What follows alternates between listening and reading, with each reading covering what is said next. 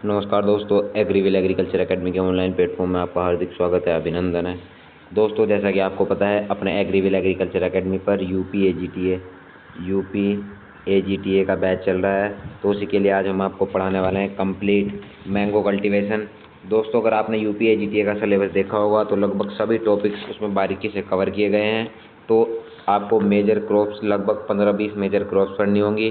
फिर मैं कुछ आपको माइनर क्रॉप्स भी पढ़ाऊँगा, लेकिन मेनली आपको ध्यान देना है मेजर क्रॉप्स पे।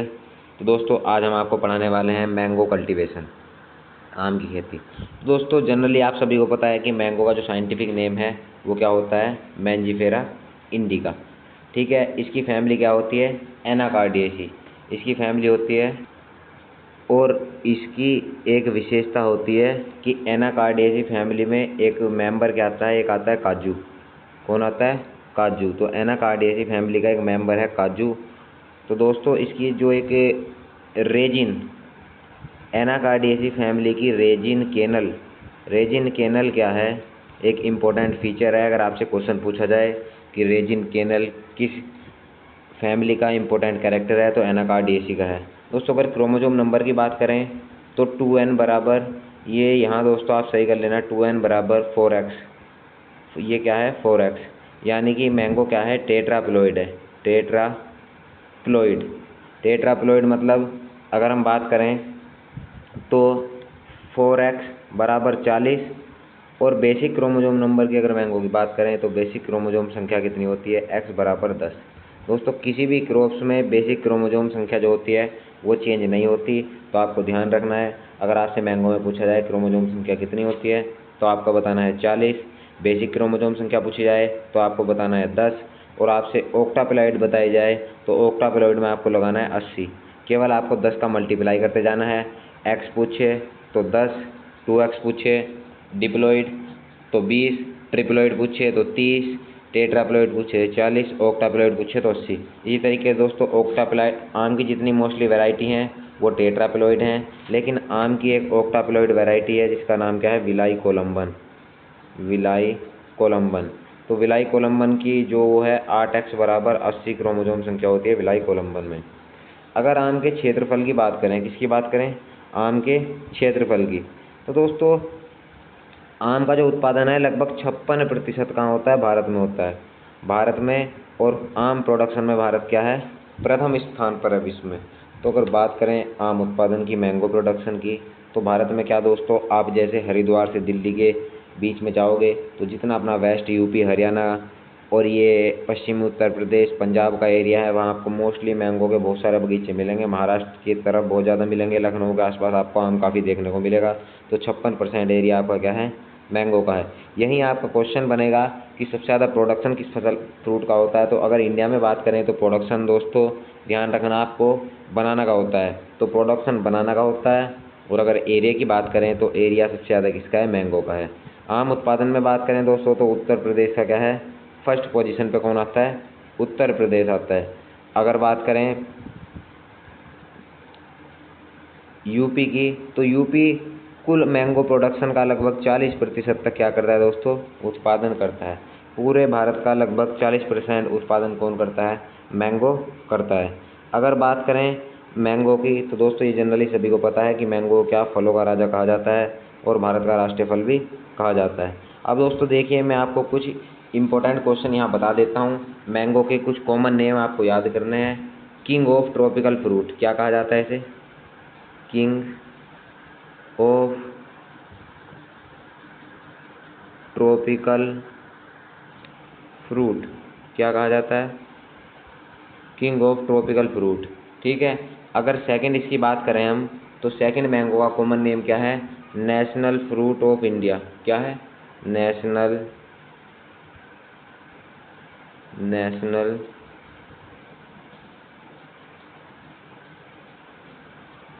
Fruits of India. National fruits of India कौन है आपका, ये भी मैंगो है। प्राइड फ्रूट ऑफ इंडिया, इसे क्या बोल सकते हैं, प्राइड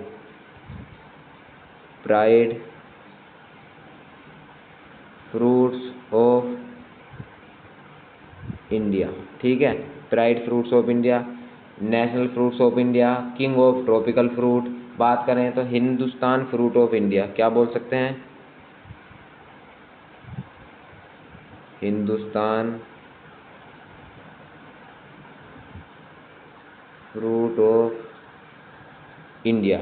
ये सभी कॉमन नेम है दोस्तों। आपको अगर पीडीएफ कंबाइंड चाहिएगी तो आप क्या करना, हमारे ग्रुप पर जो कोचिंग का मोबाइल नंबर आपको दिया हुआ है इस पर मैसेज कर देना और कंबाइंड आपको क्या पीडीएफ इसकी मिल जाएगी। जो भी क्वेश्चन आपके इसमें छूट जाएंगे वो दोस्तों हम पीडीएफ में सारे कवर करा देंगे। अब देखिए कहीं कहीं क्या होता है, अगर इसके उत्पत्ति स्थान की हम बात करें तो यहाँ भारत और बर्मा है, लेकिन कहीं कहीं पर दोस्तों साउथ ईस्ट एशिया, क्या कहा जाता है? South east Asia, south east Asia. तो साउथ ईस्ट एशिया को सी से याद रख सकते हैं आप। साउथ ईस्ट एशिया ऑप्शन में हो तो वो लगाना है, वरना भारत और बर्मा आपको लगाना है। अब दोस्तों बात करें तो प्राइड ऑफ गार्डन, मैंगो को क्या कहा जाता है? Pride of garden. क्या कहा जाता है? Pride of garden. Pride of garden भी किसका नाम है? मैंगो का नाम है। चोएस्ट फ्रूट ऑफ हिंदुस्तान। दोस्तों जो भी क्वेश्चन है आप अपने नोट्स में क्या करते जाना, ऐड करते जाना। मैं सभी इंपॉर्टेंट क्वेश्चन आपको यहाँ से कवर कराता चलूँगा। अब दोस्तों choicest fruit of Hindustan, चोएस्ट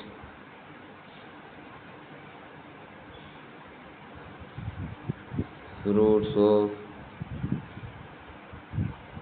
Hindustan. Choicest fruit of Hindustan किसे कहा जाता है? मैंगो को कहा जाता है। दोस्तों आपको कन्फ्यूजन नहीं होना, 6-7 नाम है। King of tropical fruit, national fruit of India, pride of India, Hindustan fruit of India, symbol of love, pride of garden, choicest fruit of Hindustan. ये सभी आपके मैंगो के नाम है, तो कुछ भी आपसे पूछ सकता है, आपको कन्फ्यूजन बिल्कुल नहीं होना है। अगर नेक्स्ट हम बात करें दोस्तों तो आम के खाने वाले भाग की। देखो आम के अंदर एक बीज पाया जाता है, उसे क्या बोलते हैं? कर्नल। क्या बोलते हैं? कर्नल। और आम का खाया जाने वाला भाग क्या होता है? मीजोकार्प या मध्य फल भित्ति। क्या खाई जाती है? मध्य फल भित्ति। मैंगो का खाया जाने वाला भाग कौन सा है? मध्य फल भित्ति, मध्य फल भित्ति। ठीक है। अब दोस्तों यहाँ आपको दिखा है घरेलू मक्खी। तो घरेलू मक्खी क्या है? परागण का कार्य करती है। अब दोस्तों देखिए, अब यहाँ दो चीज़ें हैं, एक तो पोलिनेटर, पोलिनेटर, एक होता है पोलेनाइजर। पोलेनाइजर दोस्तों, पोलिनेटर उसे बोलते हैं जो क्या करता है, दूसरे पौधों के परागकणों को किसी दूसरे पौधे पर लाने का काम करता है। लेकिन जिस पौधे का परागकण लेकर आता है उसे क्या बोलते हैं? पोलिनाइजर। ठीक है, उसे क्या बोलते हैं? पोलिनाइजर। अब बात करें, क्योंकि घरेलू मक्खी द्वारा क्या होता है, इसमें पोलिनेशन होता है, तो जब घरेलू मक्खी द्वारा होता है तो ये मोस्टली क्या है? क्रॉस पोलिनेटेड क्रॉप है। मैंगो कैसी क्रॉप है? क्रॉस पोलिनेटेड क्रॉप है। नेक्स्ट अगर बात करें दोस्तों तो विटामिन ए, सबसे बेस्ट स्रोत विटामिन ए का कौन है? मैंगो। विटामिन ए का आपसे पूछा जाए तो मैंगो, और मैंगो के बाद अगर आपसे पूछा जाए तो पपाया, पपाया, पपाया के बाद आपसे पूछा जाए तो कैरेट, कैरेट के बाद, ये सभी क्या हैं? आपके विटामिन ए के अच्छे स्रोत हैं। रोमानी का उपयोग बात करें दोस्तों, रोमानी क्या है? एक रूट स्टॉक है। रोमानी क्या है? एक रूट स्टॉक है जो दशहरी के प्लांट में क्या करती है? बोनापन लाने के लिए, यानी कि एचडीपी, अगर हमें हाई डेंसिटी प्लांटिंग करनी है, पौधों की संख्या बढ़ानी है, तो रोमानी का रूट स्टॉक हम किस में प्रयोग करते हैं? दशहरी में प्रयोग करते हैं। यहीं दोस्तों अगर क्लाइमेट की हम बात करें तो मैंगो क्या है? एक तरीके का ट्रॉपिकल फ्रूट है। कैसा फ्रूट है? ट्रॉपिकल। मैंगो एक ट्रॉपिकल फ्रूट है। ठीक है। यहीं अगर ट्रॉपिकल फ्रूट की बात करें तो मैं आपको एक ट्रिक बताता हूँ। तो दोस्तों ट्रॉपिकल में mango, banana, papaya, guava, mango, banana, papaya, guava, MBPG, ये 4 मेजर फ्रूट किस में आते हैं? आपके ट्रॉपिकल में आते हैं। उसके बाद एक मेजर आपका कौन सा आता है? Citrus. Mango, banana, papaya, guava, citrus. ठीक है। Grape, pineapple, jackfruit, grape, pineapple, jackfruit, ये सभी क्या में आते हैं? ट्रॉपिकल में आते हैं। अब दोस्तों मैंगो भी किस में आता है? अपना ट्रॉपिकल में आता है, ठीक है, लेकिन ये सब ट्रॉपिकल में भी ग्रो हो जाता है। अगर बात करें दोस्तों आम की, तो आम में जो फ्लोर होता है, आम में जो फ्लोरिंग आती है, तो आम के पुष्पक्रम को मैंगो में जो फ्लोरिंग होती है उसका केवल 0.1% ही दोस्तों क्या बन पाता है, फल बन पाता है आम का।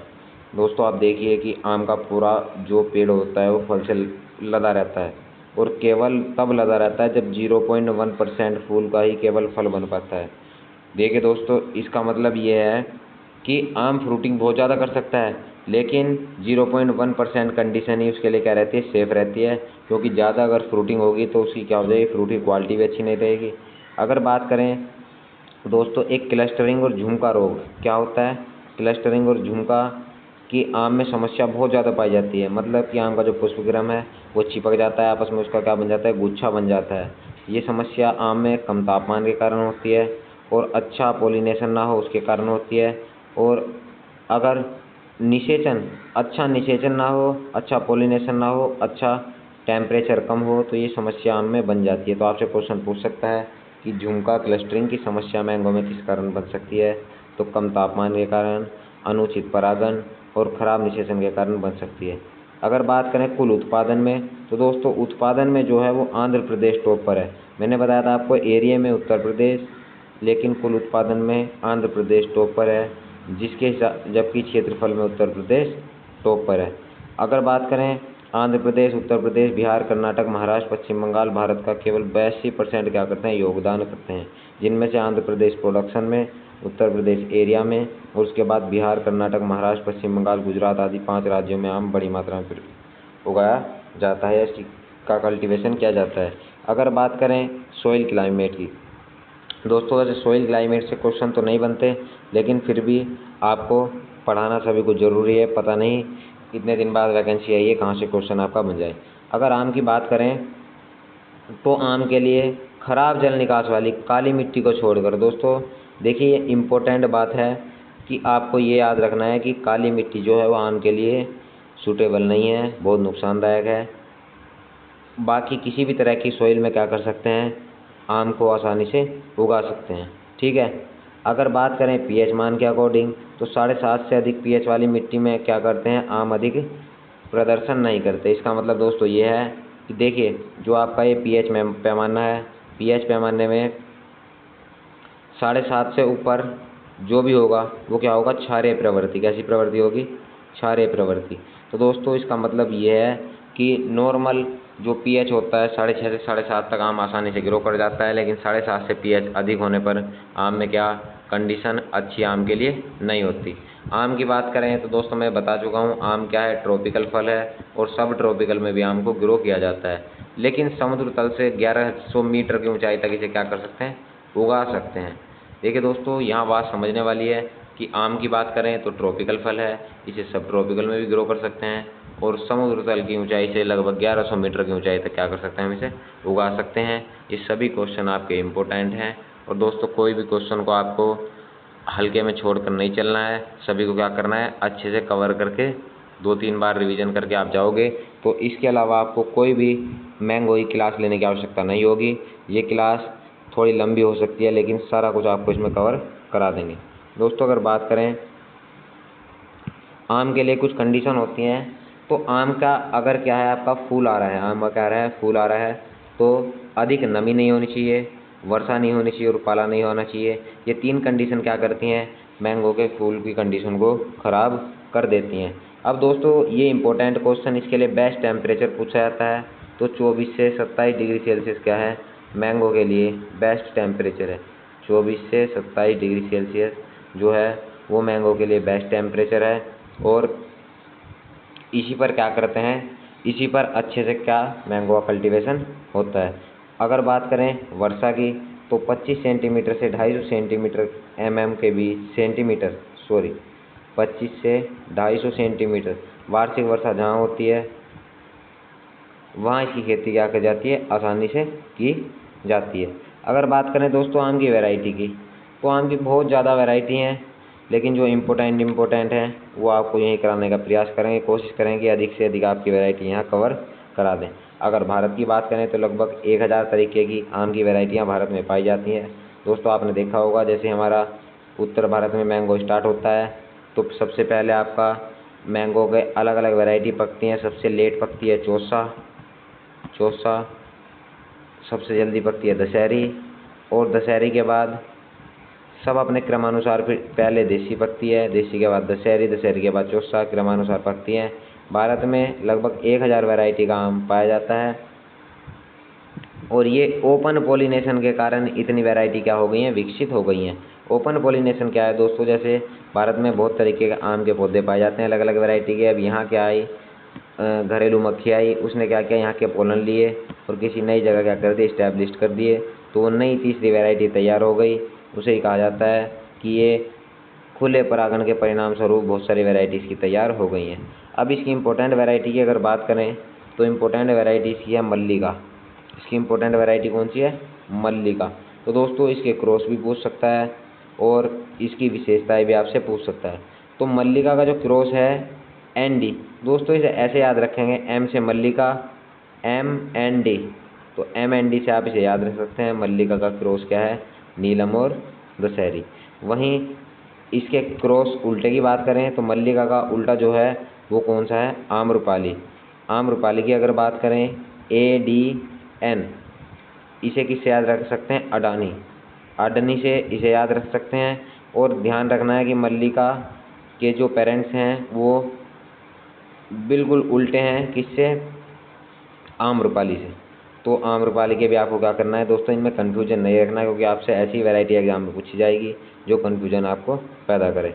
अब नेक्स्ट अगर हम बात करें आम्रपाली वैरायटी की, तो आम्रपाली जो वैरायटी है दोस्तों ये एक बोनी किस्म है। ये इंपॉर्टेंट क्वेश्चन है, बहुत ही वेरी मोस्ट, कि आम की बोनी किस्म कौन सी है, तो आपको लिखना है आम्रपाली। इसका क्रॉस कौन सा है, दशहरी और नीलम है। जो उपज में छोटे छोटे रेशेदार मीठे फलों के लिए जानी जाती है। ये इंपॉर्टेंट इतना नहीं है, लेकिन इसमें 2 इंपॉर्टेंट क्वेश्चन है। एक तो ये HDP के लिए, हाई डेंसिटी प्लांटिंग के लिए आम्रपाली जानी जाती है, आम्रपाली का क्रॉस क्या है, और ये एक बोनी किस्म है। उसके बाद अगर हम मैंगो की बात करें तो मैंगो की अगली वेराइटी जो है वो है रत्ना। रत्ना, ये रत्न नहीं है, रत्ना है, रत्ना। तो दोस्तों रत्ना की नीलम अल्फांसो, रत्ना जो है वो नीलम और अल्फांसो के क्रॉस से बनी है। किसके, नीलम और अल्फांसो के क्रॉस से बनी है। अगर इसमें बात करें तो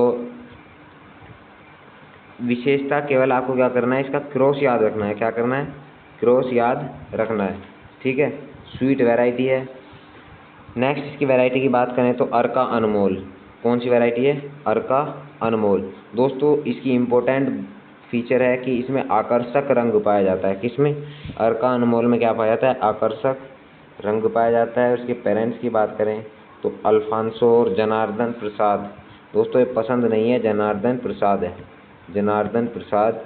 अल्फांसो क्रॉस जनार्दन प्रसाद किसका है, अर्का अनमोल का क्रॉस है। वहीं बात करें अर्का पुनीत की, अर्का पुनीत की बात करें तो दोस्तों देखिए इसके क्रॉस कौन कौन से हैं, अल्फांसो और वैगनपल्ली। तो दोस्तों जो वैगनपल्ली है इसकी भंडारण क्षमता क्या होती है, बहुत बेस्ट होती है। अब अल्फांसो से इसका क्रॉस कराया तो तैयार कौन सी, अर्का पुनीत। तो जब इसके पेरेंट्स क्या थे, भंडारण क्षमता अच्छी थी, तो अर्का पुनीत की भी क्या होगी, भंडारण क्षमता अच्छी होगी। उसके बाद अगर नेक्स्ट वैरायटी की इसकी बात करें तो अर्का नीलांचल केसरी। कौन सी वैरायटी है, अर्का नीलांचल केसरी। अर्का नीलांचल केसरी के अगर क्रॉस की बात करें तो वंगनापल्ली अल्फांसो, वंगनापल्ली और अल्फांसो क्या है दोस्तों, रेशा। इंपॉर्टेंट क्वेश्चन, अर्का नीलांचल केसरी जो है ये रेशे के लिए फेमस है वैरायटी। किसके लिए फेमस है, रेशे के लिए। उसके बाद नेक्स्ट बात करें, ये इतनी इंपॉर्टेंट नहीं है, केसर। जो मैंगो की वेरी वेरी इंपॉर्टेंट वैरायटी है वो क्या है, केसर। तो दोस्तों केसर की बात करें तो क्लोनल सेलेक्शन, क्या बोल सकते हैं, क्लोनल सेलेक्शन वाली जो वैरायटी है वो क्या है, इसकी केसर है, और बेहतर लक्षण के लिए जानी जाती है, ठीक है। बहुत मीठी वैरायटी है, क्या है दोस्तों, बहुत ही मीठी स्वादिष्ट वैरायटी है। अगर बात करें कुछ इंपॉर्टेंट वैरायटी आपसे पूछ सकता है दोस्तों, क्योंकि आपको यूपी जीटीए की तैयारी कर रहे हो तो आपसे मोस्टली यूपी की जो वैरायटी हैं ग्रो की जाने वाली वो पूछने की संभावना ज़्यादा है। लेकिन ये क्लास जो है ये अन्य कंपटीशन में भी काम आएगी, इसीलिए आप आंध्र प्रदेश और बिहार की भी इम्पोर्टेंट वैरायटी क्या कर सकते हैं, याद कर सकते हैं। दोस्तों नेक्स्ट अगर हम बात करें तो ये आपको पूरा वैरायटी का चार्ट दिया हुआ है कि कौन कौन से स्टेट के लिए कौन कौन सी बेस्ट वैरायटी है। देखिए ये जो केसर मैंने आपको बताया था गुजरात के लिए क्या है, इंपॉर्टेंट वैरायटी है। अल्फांसो गुजरात के लिए है। और इसके बाद एक तोतापुरी वैरायटी है, ये भी गुजरात के लिए है। नीलम, दशहरी और लंगड़ा, ये भी क्या है, गुजरात के लिए बेस्ट वैरायटी है। हरियाणा के लिए बात करें, चौसा, दशहरी, लंगड़ा और फजली। ठीक है। दशहरी दोस्तों एक ऐसी वैरायटी है पूरे इंडिया में आसानी से क्या हो जाती है, ग्रो हो जाती है। अब आपको यहाँ मोस्टली उत्तर प्रदेश में याद रखना है, एक तो बम्बई हरा, चौसा, दशहरी और लंगड़ा। उसके बाद ये दोस्तों आप याद कर लेना। अब यहाँ इम्पोर्टेंट क्वेश्चन आता है,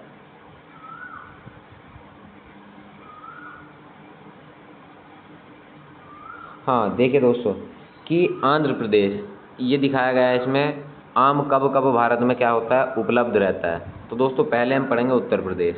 तो मई से अगस्त तक आम की जो उपलब्धता रहती है वो मई से अगस्त तक रहती है। और अगर इसकी फ्लोरिंग की बात करें तो जनवरी से मार्च तक क्या आती है, फ्लोरिंग बनी रहती है। और मई से अगस्त तक क्या होता है, हमारा मैंगो का जो उपलब्धता है वो उत्तर प्रदेश में रहती है। उसके अलावा इस सभी को क्या कर सकते हो, आप आसानी से याद कर सकते हो। अगर नेक्स्ट हम बात करें, एक वेरी इंपॉर्टेंट क्वेश्चन दोस्तों, देखिए जो अपने मैंगो की वैरायटी होती है वो दो तरीके में बांटा गया है उसे, दो टाइप्स में। पहला उत्तर भारत की, दूसरा बात करें तो दक्षिण भारत की, एक उत्तर भारत की और कुछ दक्षिण भारत की। तो उत्तर भारत की जो वैरायटी हैं उनमें बियरिंग पाई जाती है, क्या पाई जाती है, अल्टरनेट बियरिंग। लेकिन दक्षिण भारत की जो वैरायटी हैं उनमें रेगुलर बियरिंग पाई जाती है। उत्तर भारत की जितनी भी वैरायटी हैं दोस्तों उनमें क्या होता है, एक साल छोड़ के क्या आती है, फ्रूटिंग आती है। लेकिन दक्षिण भारत की जितनी वैरायटी हैं उनमें फ्रूटिंग क्या होती है, रेगुलर फ्रूटिंग होती रहती है। और एक इम्पोर्टेंट क्वेश्चन आपका और यहाँ है कि जो अपनी दक्षिण भारत की वैरायटी हैं, दक्षिण भारत की जो वैरायटी हैं वो पोली एम्ब्रियोनी, उनमें क्या पाया जाता है, पोली एम्ब्रियोनी पाई जाती है।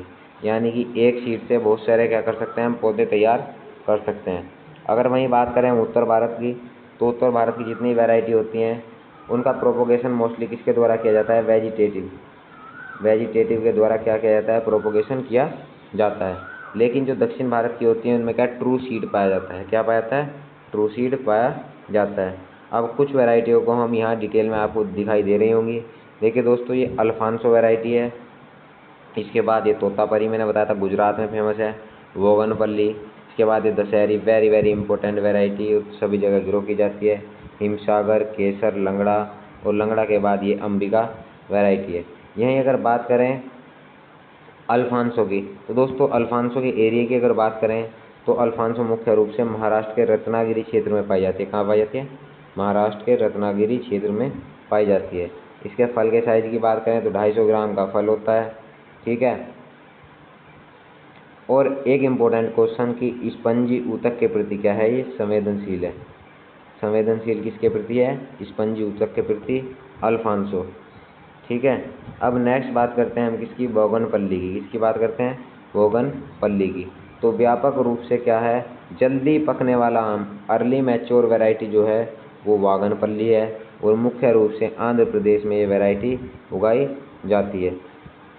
ठीक है। अगर इसके फल की बात करें तो दशहरी से इसका फल बड़ा होता है, 350 से 400 ग्राम का क्या होता है, इसका फल होता है। नेक्स्ट अगर हम बात करें तो बॉम्बे ग्रीन, किसकी बात करें, बॉम्बे ग्रीन। तो उत्तर भारत की सबसे पुरानी किस्मों में से एक क्या है, बॉम्बे ग्रीन है। स्वाद इसका कैसा होता है, स्वाद इसका तीखा होता है और गुद्दा मुलायम होता है। दोस्तों बॉम्बे ग्रीन की विशेषता क्या है, सॉफ्ट क्या होता है, इसका गुद्दा होता है और इसका स्वाद कैसा होता है, तीखा होता है। 250 ग्राम, ये कोई इंपॉर्टेंट क्वेश्चन इसका नहीं है। यही बात करें चौसा की, तो उत्तर भारत में क्या देर से पकने वाली वैरायटी। दोस्तों बोगनपल्ली मैंने बताई थी जल्दी पकने वाली है, वहीं चौसा की बात करें तो चौसा क्या है, देर से पकने वाली वैरायटी है। जुलाई या अगस्त में पक के क्या होती है, तैयार होती है। बड़े साइज का फल होता है, 350 से 350 ग्राम का। वहीं बात करें अगर दशहरी की, किसकी बात करें, दशहरी की, तो दशहरी दोस्तों क्या है, मध्य सीजन में पकती है। यानी अर्ली में आपकी देसी वैरायटी पक जाएंगी, दशहरी मध्य में पक जाएगी, और लेट आपकी जो चौसा वैरायटी है वो सबसे लेट पकना शुरू होती है। अब दोस्तों देखिए, यहाँ आपकी एक वैरायटी है Fazli. Important question, Fazli variety ये क्या है? बिहार और पश्चिम बंगाल की क्या है? मूल निवासी, यानी बिहार और पश्चिम बंगाल में बड़े स्तर पर ये उगाई जाती है। फजली, इसका फल भी क्या होता है? देर से पकने वाला होता है। फजली का फल भी क्या होता है? देरी से पकता है। इसके फल बड़े आकार के होते हैं। ठीक है, इसके फल क्या होते हैं? बड़े आकार के होते हैं। वहीं एक बिहार के लिए इम्पोर्टेंट वैरायटी है गुलाब खास। कौन सी वैरायटी है? गुलाब खास बिहार के लिए इम्पोर्टेंट वैरायटी है, और इसका ओरिजिन भी कहाँ है? बिहार ही माना जाता है। लेकिन इसके फल क्या होते हैं? छोटे आकार के होते हैं। इसके फल कैसे होते हैं? छोटे आकार के। अब नेक्स्ट अगर बात करें हम हिमसागर, तो हिमसागर जो वैरायटी है ये पश्चिम बंगाल की वैरायटी है। पश्चिम बंगाल में लोकप्रिय है कौन सी वैरायटी? हिमसागर। और इसमें क्या पाई जाती है? रेगुलर बियरिंग पाई जाती है। क्या पाई जाती है? रेगुलर बियरिंग, रेगुलर बियरिंग पाई जाती है। ठीक है, उसके बाद अगर बात करें हम केसर की, किसकी बात करें? केसर की। तो गुजरात के सौराष्ट्र क्षेत्र में, गुजरात के सौराष्ट्र क्षेत्र में लोकप्रिय केसर एक अनियमित फल वाला आम है। केसर कहाँ पाया जाता है? मैंने आपको बताया गुजरात क्षेत्र में केसर वैरायटी बड़ी मात्रा में उगाई जाती है।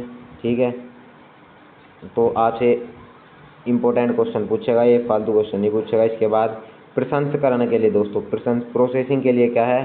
बेस्ट वैरायटी है। प्रोसेसिंग के लिए जो बेस्ट वैरायटी है वो कौन सी है? केसर है। तो आपको याद रखना है। और खुबानी पीले रंग की, ये इम्पोर्टेंट नहीं है। अब इसके बाद जो है किशनभोग, दोस्तों किशनभोग की बात करें, ये भी क्या है? पश्चिम बंगाल की वैरायटी है। ये इतनी इम्पोर्टेंट नहीं है, जो जो इम्पोर्टेंट होंगे इसके मैं आपको बता दूंगा। अब दोस्तों देखिए, यहाँ लंगड़ा है, तो लंगड़ा क्या है? कॉमर्शियली वैरायटी है। क्या है? Commercially variety. और दोस्तों इसमें क्या पाई जाती है? अल्टरनेट बियरिंग पाई जाती है। द्विवार्षिक फल, यानी दूसरे साल क्या देती है? ये फल देती है। ठीक है, इसका स्वाद कैसा होता है? बिल्कुल तार पीने जैसा इसका स्वाद होता है। इसके बाद अगर हम बात करें नीलम की, किसकी बात करें? नीलम वैरायटी की। तो नीलम वैरायटी की अगर बात करें तो दक्षिण भारत के लिए इम्पोर्टेंट वैरायटी है। कैसी है? नीलम। और दोस्तों दक्षिण भारत की जितनी भी वैरायटी हैं वो रेगुलर बियरिंग, यानी प्रत्येक साल फल देने वाली वैरायटी होती हैं। अगर बात करें इसके गुद्दे की, तो इसका गुद्दा क्या होता है? मुलायम होता है। इसके बाद अगर बात करें इम्पोर्टेंट वैरायटी नेक्स्ट जो है वो क्या है? तोतापरी। दोस्तों तोतापरी की अगर हम बात करें तो तोतापरी भी क्या है? दक्षिण भारत की है, और दक्षिण भारत की है तो उसमें क्या है? रेगुलर फल आएगा, रेगुलर बियरिंग आएगी। ठीक है, अब इम्पोर्टेंट बात आपको याद रखनी है कि जो तोतापरी है, तोतापरी में दशहरी के क्लोन C51 को क्या किया गया है? यूज किया गया है। ये आपको इम्पोर्टेंट बात याद रखनी है। तो आपसे पूछा जा सकता है कि तोतापरी में किसका क्लोन यूज किया गया है? तो दशहरी से क्लोन C51 यूज किया गया है। ठीक है, उसके बाद में आपको यहाँ और क्वेश्चन इम्पोर्टेंट नहीं है। अब यहाँ से आपके इम्पोर्टेंट क्वेश्चन, आम की दो किस्में देखिए। दक्षिण भारत की जितनी भी किस्में हैं वो कैसी होती हैं? पॉलीएम्ब्रियोनी, यानी एक बीज से काफ़ी पौधे उनसे उग जाते हैं। पॉलीएम्ब्रियोनी का मतलब बहुभ्रूणता का मतलब होता है एक पौधे से बहुत सारे भ्रूण निकलते हैं। तो ये जितनी भी दक्षिण की वैरायटी होती हैं वो कैसी होती हैं? बहुभ्रूणीय होती हैं। और उत्तर भारत में अपनी जितनी वैरायटी पाई जाती हैं वो एक भ्रूणीय होती हैं। कैसी होती हैं? एक भ्रूणीय होती हैं। आम का प्रवर्धन, आम के प्रवर्धन की बात करें, रूट स्टॉक बढ़ाने के लिए आम के बीजों को निकालने के 4 प्रोसेस। देखिए दोस्तों, एक इम्पोर्टेंट बात कि आम का जो बीज होता है उसमें 40 दिन तक ही क्या होता है? जर्मिनेशन की क्षमता बनी रहती है। तो अगर आपने क्या किया? आम को यूज किया तो उसका जो बीज होता है 30 से 40 दिन तक ही वो जर्मिनेट हो पाएगा, उसके बाद क्या हो जाएगा? खराब हो जाएगा। ठीक है, अंकुरन के बाद पत्तियां 2 से 4 सप्ताह बाद क्या हो जाती हैं? हरी हो जाती हैं। उसके बाद अगर आगे हम बात करें किसकी? इनार्चिंग की, प्रोपोगेशन मेथड की। तो इनार्चिंग की अगर बात करें तो ग्राफ्टिंग की सबसे व्यापक रूप से विधियों में से क्या है? इनार्चिंग दोस्तों मैंगो में बहुत प्रमुख रूप से प्रयोग की जाती है, क्योंकि 95% क्या होती है? इसमें सक्सेस मिलने के चांस रहते हैं। ठीक है, अनेक मेथड प्रोपोगेशन के मैंगो में प्रयोग किए जाते हैं, लेकिन जो ज़्यादा सक्सेसफुल मेथड है वो इसका इनार्चिंग है। उसके बाद वीनियर ग्राफ्टिंग कॉमर्शियली मेथड है। अगर बात करें वीनियर ग्राफ्टिंग, वी ग्राफ्टिंग, तो मोस्टली जो कॉमर्शियली रूप से प्रयोग की जाती है वो कौन सी की जाती है? वीनियर ग्राफ्टिंग की जाती है। अब देखिए दोस्तों, एक इपिकोटाइल ग्राफ्टिंग है। इपिकोटाइल क्या होता है? ये आपका आम का बीज है और इसमें क्या निकलता है? छोटा सा ये यहाँ से जर्मिनेशन होता है, तो इसे क्या बोलते हैं? भाग को इपिकोटाइल। यहीं से ग्राफ्टिंग कर देते हैं। ये क्या है? इपिकोटाइल ग्राफ्टिंग है। ये कोकण महाराष्ट्र क्षेत्र में क्या कहता है? प्रयोग किया जाता है। और 8 से 15 दिन पुराने अंकुरन में क्या कर देते हैं? हम ग्राफ्टिंग कर देते हैं। केवल 8 से 15 दिन जिस पौधे के निकले हुए होते हैं उसी में क्या कर देते हैं? हम ग्राफ्टिंग कर देते हैं। अगर उसके बाद बात करें हम किसकी? रोपण की। किसकी बात करें? रोपण की। तो अनेक मेथड द्वारा क्या कर सकते हैं? आम के बगीचे लगा सकते हैं दोस्तों। वर्गाकार विधि से भी लगा सकते हैं, आयताकार से भी लगा सकते हैं, षटकोणीय से भी लगा सकते हैं, ठीक है। लेकिन वर्गाकार और आयताकार विधि क्या है? बेस्ट है। अगर बेस्ट पूछा जाए तो वर्गाकार और आयताकार विधि बेस्ट है। अगर रोपण की बात करें दोस्तों तो जून से सितंबर तक लगाते हैं। दोस्तों मैं यहाँ आपको बता देता हूँ कि 2 तरीके के पौधे होते हैं। एक तो सदाबहारी, सदाबहारी के बाद एक होते हैं पतझड़ी। तो जितने भी पतझड़ी पौधे होते हैं, फल होते हैं, उन्हें हम जनवरी फरवरी में लगाते हैं। और जितने भी आपके पर्णहरित सदाबहारी वृक्ष होते हैं उन्हें क्या? सदाबहारी वृक्षों को हम जून जुलाई में या वर्षा ऋतु में लगाते हैं। अगर इसके गड्ढों की बात करें तो 1 मीटर लंबा, 1 मीटर चौड़ा और 1 मीटर गहरा इसका गड्ढा खोदा जाता है। और गड्ढा खोदने के बाद 30 दिनों तक क्या करते हैं? धूप में रखते हैं और उसमें सड़ी हुई गोबर की खाद क्या करते हैं? डाल देते हैं, ठीक है। मैंने आपको बताया कि बरसात के दिनों में क्या करते हैं? लगाते हैं।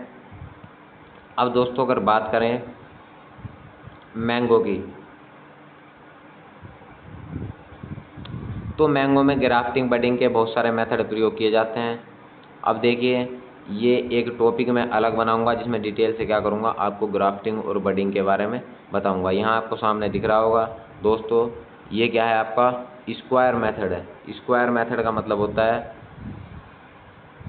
ये रेक्टेंगुलर मेथड है, ये ट्रायंगुलर मेथड है, और ट्रायंगुलर के बाद ये जो आपका है,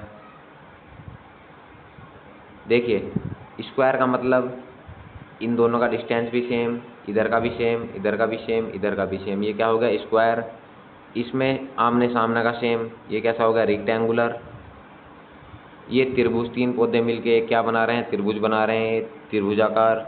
ये हेक्सागोनल, इसमें 6 पौधे मिलके 2 3 4 5 6, तो 6 शाखाओं से मिलके क्या बना है?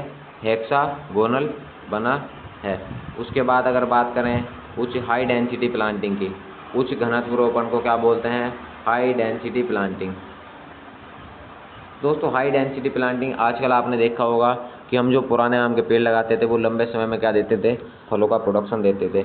लंबे समय में फलों का प्रोडक्शन देने के कारण किसान क्या करता है? इनसे दूरी बना लेता है, इसीलिए वो बागवानी करना कम पसंद करता है। लेकिन आज के समय में ऐसी ऐसी वैरायटी डेवलप कर दी गई हैं कि नंबर ऑफ वैरायटी की संख्या बढ़ाकर नंबर ऑफ फ्रूटिंग बढ़ा सकते हैं, नंबर ऑफ प्लांट्स बढ़ाकर क्या कर सकते हैं? प्रति हेक्टेयर हम अधिक उत्पादन ले सकते हैं। दोस्तों हाई डेंसिटी प्लांटिंग के लिए 2.5 गुना 2.5 मीटर पर आम की बोनी वैरायटी आम्रपाली का यूज करते हैं। अब दोस्तों एक पेक्ट्राब्यूट्राजोल होता है। क्या होता है? पेक्ट्राब्यूट्राजोल। तो पेक्ट्राब्यूट्राजोल क्या करता है? फ्लोरिंग स्टेज पर आम को हमें छिड़काव करना चाहिए, जो क्या करता है? फ्लोवर को प्रेरित करता है। अब उसके बाद अगर बात करें हम इसके ट्रेनिंग प्रूनिंग की, तो ट्रेनिंग प्रूनिंग दोस्तों देखिए, आम में जो भी फल होते हैं वो ओल्ड शाखाओं पर आते हैं। किस पर आते हैं? ओल्ड शाखाओं पर। तो हमें ये विशेष ध्यान रखना चाहिए कि ट्रेनिंग प्रूनिंग करने का उसमें बेस्ट समय क्या है। अब जैसे आपके जुलाई में क्या हो गए? जुलाई में फ्रूटिंग आपकी ख़त्म हो गई, तो उसके बाद क्या कर देनी चाहिए? प्रूनिंग हमें कर देनी चाहिए। ध्यान रखना चाहिए कि आपने फल आने से पहले ही क्या कर दी? इसकी ट्रेनिंग प्रूनिंग कर दी, और पुरानी शाखाएँ आपने काट दी, तो उस पर फ्रूटिंग नहीं हो पाएगी। यह आपको मोस्टली ध्यान रखना चाहिए। लीची, आम, कुछ प्लांट ऐसे हैं जिनमें पुराने शाखाओं पर क्या होते हैं? फल लगते हैं, ठीक है। अब अगर बात करें इसके फर्टिलाइज़र डोज की, दोस्तों मैंगो की बात करें तो पहले 10 वर्षों में 73 ग्राम नाइट्रोजन, 18 ग्राम फास्फोरस और 68 ग्राम पोटास की खुराक हमें क्या करनी चाहिए? मैंगो में देनी चाहिए, ठीक है। उसके बाद 730 ग्राम नाइट्रोजन, 180 ग्राम फास्फोरस और 680 ग्राम पोटास जून जुलाई सितंबर अक्टूबर के दौरान 2 खुराकों में क्या कर देते हैं, हम देते हैं। ये इंपॉर्टेंट क्वेश्चन इतना नहीं है, खुराक के बारे में आपसे नहीं पूछा जाएगा। अब दोस्तों बात करें जिंक, ये इंपॉर्टेंट क्वेश्चन है। जिंक की कमी को दूर करने के लिए फरवरी मार्च मई के दौरान क्या करते हैं, 0.3% जिंक का क्या कर लेते हैं, छिड़काव कर लेते हैं। मैग्नीज बोरोन की कमी के लिए क्या करते हैं, मैग्नीज बोरोन का छिड़काव करते हैं। ठीक है, अब बात आती है इंटर क्रॉपिंग की। तो दोस्तों अब क्या करते हैं, हमने मैंगो का क्या लगाया, ऑर्चिड लगाया, गार्डन लगाया, लेकिन बहुत सारा एरिया हमारा मैंगो के गार्डन के बीच में खाली पड़ा रहता है। हम क्या चाहते हैं कि उससे अतिरिक्त समय में क्या लें, आय लें। और दोस्तों जैसे कि हम कोई भी बगीचा ऑर्चर्ड इस्टेब्लिश करते हैं तो थोड़ा लंबा समय ले लेता है अदर क्रॉप की अपेक्षा प्रोडक्शन देने में। तो हम ये चाहते हैं कि कुछ थोड़ा बहुत प्रोडक्शन, थोड़ी बहुत आय हमारी अलग से निकलती रहे। तो हम क्या कर लेते हैं, इसमें इंटर क्रॉपिंग कर लेते हैं। तो खरपतवार वृद्धि को रोकने के लिए, तब पोषक तत्वों की हानि को कम करने के लिए हम उसमें क्या करते हैं, इंटर क्रॉपिंग करते हैं। अब देखिए दोस्तों, उड़द गेहूँ को क्या कर सकते हैं, आम के साथ इंटर क्रॉपिंग कर सकते हैं। बैंगन प्याज आम की इंटर क्रॉपिंग करेंगे तो क्या हो सकते हैं, इसके रिजल्ट बहुत बेहतर मिलते हैं। अब दोस्तों इंटर क्रॉपिंग करने का एक फ़ायदा और होता है, हमने मैंगो का क्या बगीचा लगाया हुआ है और मैंगो के बगीचे में हमें क्या हो रहा है कि मृदा कटाव हो रहा है। तो मृदा कटाव को रोकने के लिए भी क्या कर सकते हैं, हम मृदा कटाव को रोकने के लिए भी इंटर क्रॉपिंग कर सकते हैं। अगर सिंचाई की बात करें तो 2 वर्ष तक के युवा पौधों को नियमित रूप से क्या करना चाहिए, पानी देना चाहिए। नए जो पौधा हम रोपते हैं उसे 30 लीटर पानी की आवश्यकता होती है। कितने की आवश्यकता होती है, 30 लीटर पानी की आवश्यकता होती है। अब नेक्स्ट अगर हम बात करें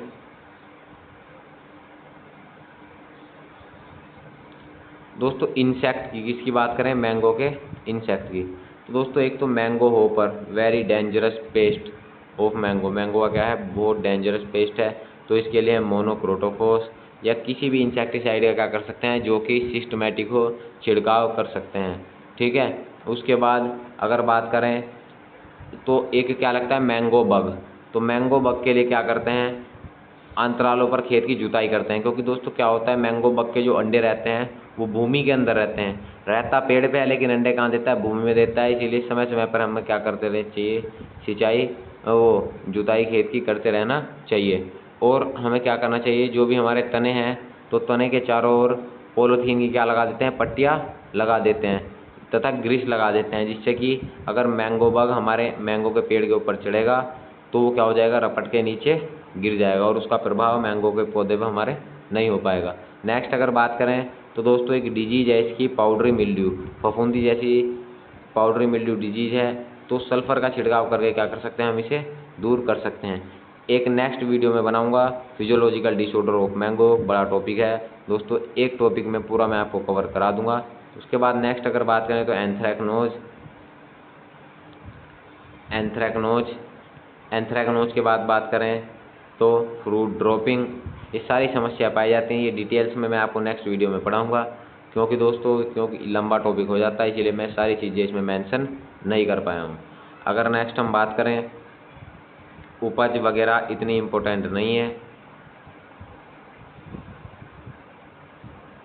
हाँ, इम्पोर्टेंट एक बात आपको याद रखनी है कि अगर फलों की संख्या की बात करें तो 1000 से 1200 तक क्या होते हैं, फल प्रति पेड़ आंध्र प्रदेश और बिहार में देखे गए हैं। ठीक है, इसके बाद ये आपकी इम्पोर्टेंट कोई यहाँ से क्वेश्चन खास है नहीं। तो ये जो आपके इम्पोर्टेंट क्वेश्चन थे वो मैंने आज आपको कवर कराए। इससे नेक्स्ट वीडियो में दोस्तों मैंगो के जो भी क्वेश्चन बने हुए हैं वो डिटेल में आपको पढ़ाएंगे। एक वीडियो इसके फिजियोलॉजिकल डिसऑर्डर पर बनाएंगे और जो भी मैंगो के अंदर आपके डाउट हों वो आप हमें एक बार बता देना। ये क्लास करने के बाद शायद ही मैंगो का कोई टॉपिक आपका बच जाएगा। दोस्तों अगर आप किसी भी एग्रीकल्चर कंपटीशन की तैयारी कर रहे हैं तो हमारे एग्रीविल एग्रीकल्चर एकेडमी यूट्यूब चैनल को सब्सक्राइब करें और प्ले स्टोर से एग्रीविल एग्रीकल्चर एकेडमी ऐप को डाउनलोड करें और ज्वाइन करें। भारत के बेस्ट एजुकेटरों के साथ अच्छे पढ़ाई करें और एक अच्छी गवर्नमेंट एग्रीकल्चर जॉब में अपना सिलेक्शन लें।